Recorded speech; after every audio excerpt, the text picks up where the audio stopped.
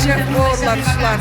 Sì, un applauso ai nostri ragazzi, ai nostri chef, ai nostri tutti bravi, conoscono la vita, sorridenti, italiano e non. Grazie ragazzi, Borlar Rahmat. e allora, perché loro hanno fame. E poi una volta cucinato bisogna portare i piatti al ristorante. Abbiamo la rappresentanza dei ristoranti di bordo, del nostro hub che già lì a preparare. How many waiters we have? Quanti sono i camerieri? 345. 345, tutti per voi, grazie mille, ciao ristorante, ciao ciao. E poi andiamo, e dopo che si mangia no, non si beve, il bar non c'è? Sì, c'è dopo, va bene. Invece lui è l'uomo che tutte noi donne vorremmo, perché lui si occupa della pulizia di questa enorme nave, 337 metri lungo e largo, zona cabine nostre, zona passeggeri, zona equipaggio.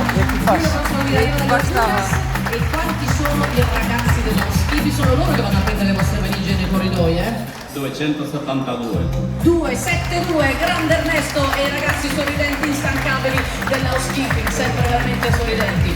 E poi abbiamo saltato perché doveva arrivare prima, dopo che si mangia, si beve o comunque si beve mentre si mangia, quindi abbiamo il dipartimento del bar con il mio amico bartender.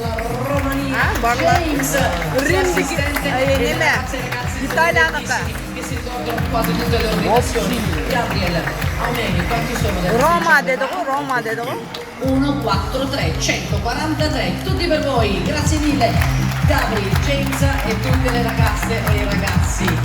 E poi arrivano loro, i ragazzi Smeraldo perché? Perché loro li riconoscete, sono i ragazzi delle escursioni che ci hanno portato in giro e continuano a portare in giro nei meravigliosi posti con Alessia che è in ufficio nascosta a sistemare le cose. Grazie mille all'ufficio escursioni, grazie. E poi arriva lei, Lilu. Chi ha vinto? Non abbiamo vinto l'estrazione ancora, niente?